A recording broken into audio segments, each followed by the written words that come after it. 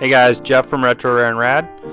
I've been ordering a lot of collectibles from Amazon, and unfortunately in a lot of cases this is what they end up looking like.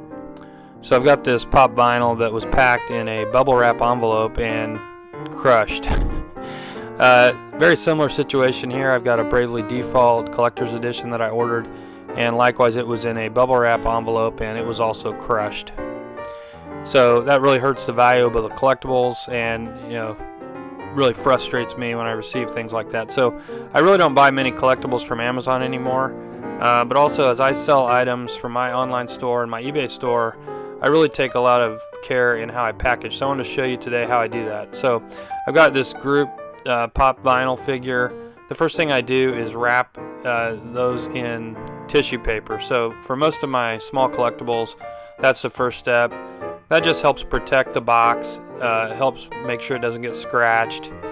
The plastic on the box also protects that from getting scratched up. So that's the first step. I always wrap things in tissue paper.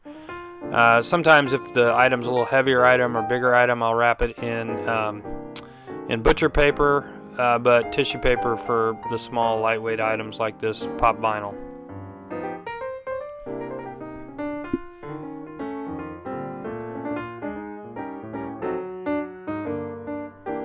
So the tissue paper is just the first step. The next thing I do is wrap the item in this heavy-duty bubble wrap. Sometimes I'll use the smaller bubble wrap, but I've found that the large bubble wrap with the large bubbles just does a better job of protecting and adds a little bit of cushion around the item. So as the item or the box is getting jostled around in shipping, it just makes sure that everything is well protected.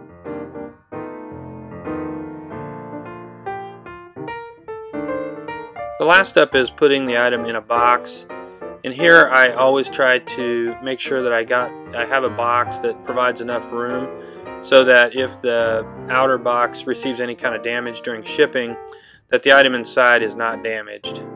So that's important.